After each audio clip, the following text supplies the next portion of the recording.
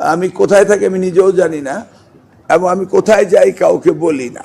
Media যদি সজাগ থাকে তাহলে নকল হতে পারে না। Let's face the problem, but I am ready to face the problem. I am prepared.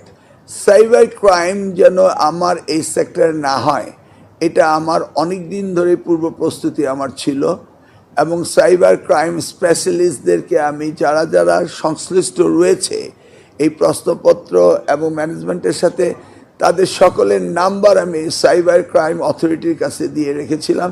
If anything happens তারা ইমিডিয়েটলি লোকেট করতে পারবে, কোথা থেকে লোকেট করতে পারবে এবং সেটাকে কীভাবে ব্যবস্থা নেওয়া যায় সেই ব্যবস্থা সব কিছু কিন্তু বাংলাদেশে রয়েছে। ব্যবহার করছি না আমরা, এখানে কিন্তু সব সিস্টেম রয়েছে এবং সব ধরনের এই আর্টিকুলেট টেকনিক্যাল হ্যান্ডও রয়েছে। তো এগুলি নিয়ে আমরা প্রিপারেশন রেখেছি।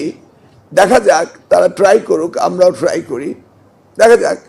Let's face the problem, but I am ready to face the problem. I am prepared. না, আমি আগের দিন রাত্রে কোথায় গিয়ে থাকবো, কি করব, এটা তো বলা যায় না। এটা বোধহয় সম্ভব হবে না, কারণ একটা পরীক্ষা শেষ হয় তো আমি কোথায় থাকি আমি নিজেও জানি না। এইটা হলো কঠিন ব্যাপার আর কি। তবে না, নিউজের দরকার নেই, আপনারা যেখানে যান সেখান থেকে দিয়ে দেবেন। আপনারা যেখানে যে পরীক্ষা কেন্দ্র দেখেন সেখান থেকে দিয়ে দিবেন, তাহলেই হয়ে যাবে নিউজ। আমি চাই আপনাদের সহযোগিতা। আপনারা যারা জুনিয়র সাংবাদিক রয়েছেন আর যারা সিনিয়র রয়েছে, সিনিয়ররা জানে যে 2001 সালে আমি এই বিষয়ে কতটা সিরিয়াস ছিলাম। অতএব সেই সময়ে এত মিডিয়া ছিল না, তারপর আমরা নকল প্রতিরোধ করতে পেরেছিলাম। এবার তো মিডিয়ার অভাব নেই। এবার মিডিয়া যদি সজাগ থাকে তাহলে নকল হতে পারে না, এটা আমি বিশ্বাস করি। এমন কোনো উপজেলা নাই যেখানে 30-40 জন সাংবাদিক না আছে। আগে 2 জনও তো খুঁজে পেতাম না, তারপরে তো সাংবাদিকরা আমাকে সাহায্য করেছে।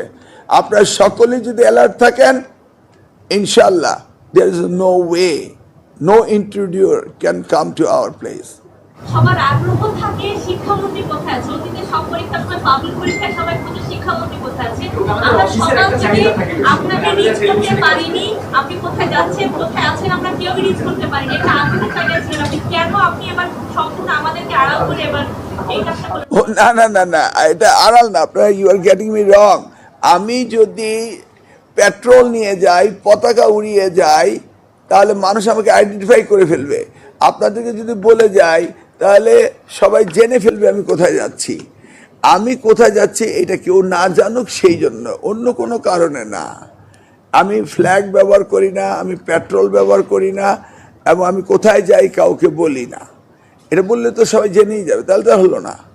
আমি যে এক্সামিন করতে যাচ্ছি ওরা যদি আগেই জেনে যায় তাহলে লাভটা কি? আমি তো জানিয়ে যেতে পারি না, সেই জন্য জানানো হয় না এবং হবেও না।